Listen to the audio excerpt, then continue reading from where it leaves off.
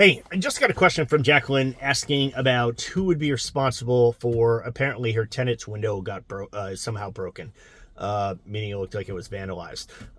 So this might surprise a lot of folks, but actually we view it as the tenant is being responsible. So any home break-ins, any vandalized components to the property, anything along the lines of that, again, would tend to be a tenant expense because it's often tenant related. So I forget what the statistic is, over like 75%, I believe, of all home break-ins are somebody the resident knows.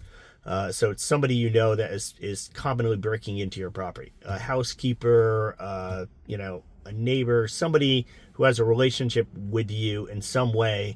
That's who a break-in could be associated with. Even if it's not, we would kind of view these things. We don't know. We would have no way of knowing if the tenant was engaged in some kind of activity that, somebody wanted to retaliate in such a way to break a window. So the tenant is the one who's actually renting that space, is the one who's using that space. So we would tend to place, that expense again on the tenant. So the one thing that's in the back of my head that we actually did not see as a tenant responsibility is in a nicer home here in Philadelphia, my property management company. We weren't managing the property it wasn't a rental.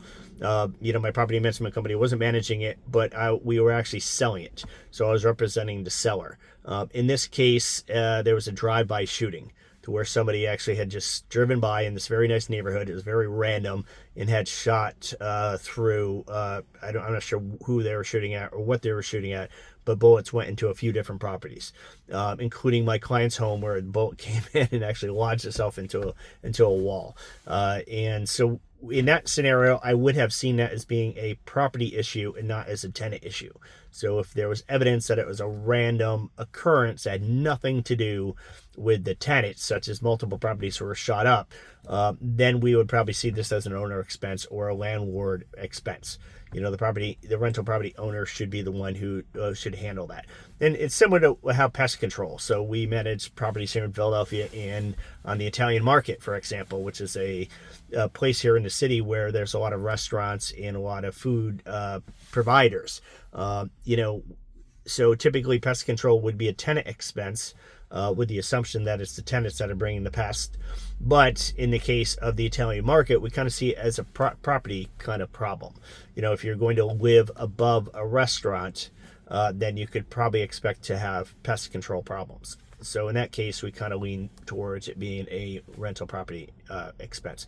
But again, any kind of case of vandalization, we actually have it as a tenant responsibility.